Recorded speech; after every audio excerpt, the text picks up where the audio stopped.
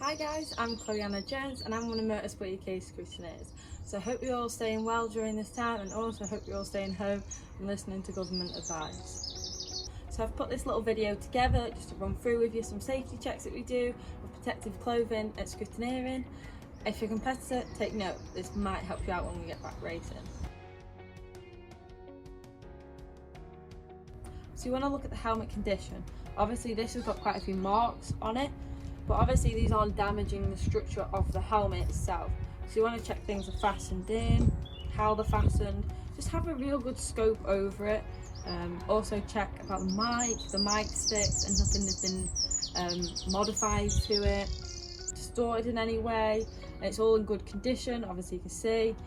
Same with the buckles, you want to make sure it's all in good condition. So all the standards are normally inside the helmet, so you just have to peel back a bit of the lining and they're kept at the back. So this is SA 2010. It also tells you the FIA homologation, which is 8858 2010. It tells you the manufacturer and the model of the helmet. So when checking helmets, it's not just checking the inside standard, it's also making sure the helmet has a Motorsport UK label. You can get these from scrutineers at events. Just take your helmet or your FHR to them, get them to have a look at it and put a sticker on it. You cannot race without one of these, so it's crucial that you have one. Again, it has to have the Motorsport UK label on it, so contact a scrutineer. If you don't have one, get them to take a look at it and sticker it up. So also when you're looking at the helmet, you want to check the anchoring points for the FHR are correct. So this are the quick release ones by Simpson. They're nice and handy, I find. They do have a little standard on them there. You just want to check they're mounted correctly and that they're in working condition. Obviously you want to check them with the FHR, so have them out at the same time. So it's good if the competitor presents the helmet and the FHR connected, because obviously you can see it is compatible, it does work, but often it doesn't mean it is homologated together, so just check it out on the website. When you're checking overalls, there's two places you need to be looking. So when you're checking overalls, there's two things you need to be looking for: the standard and the hologram.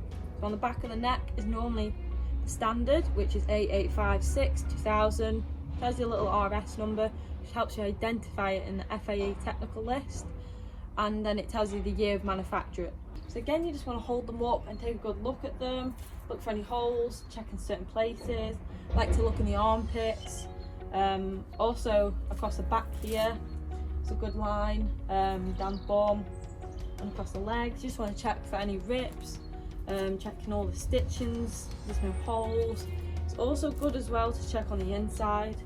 These overalls obviously don't have it, but if there's any like sponsors or any stitching added, making sure it hasn't gone through all layers. The overalls manufactured after 2013 will have the hologram on the inside.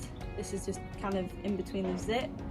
Make sure it's intact, there's no tampering with it. When checking boots, the little label can be on the side, on the inside on toggle, on this side.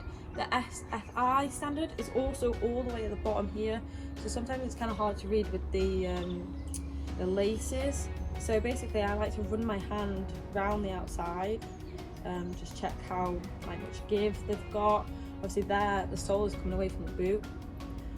Also across the bottom, because if you feel their toe, like you feel their foot through it, it's been worn down, it's time for new type boots. So when you're checking socks, I like to be really careful because they have these little, their standards are basically just sewn on. Some of them they can be printed on, but I find that is quite rare.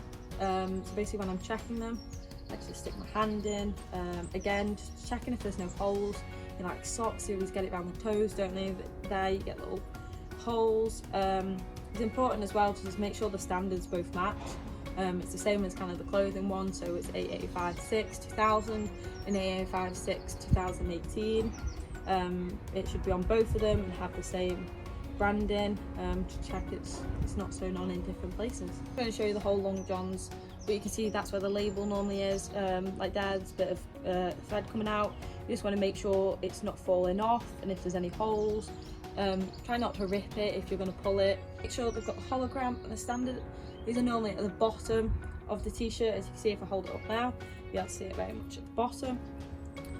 So you also want to check like all the stitching is intact. I normally like to check the armpits, the sleeves. It's basically just where you've put it on and the competitor so has ripped it a little bit, and obviously the stitchings give way. You don't want any holes in it. So normally it's on like the bottom or the top. So on your t-shirts it's about here, and on your long johns it's again on the waistline. On your socks it's around the ankle, and on your boots they can be in different places.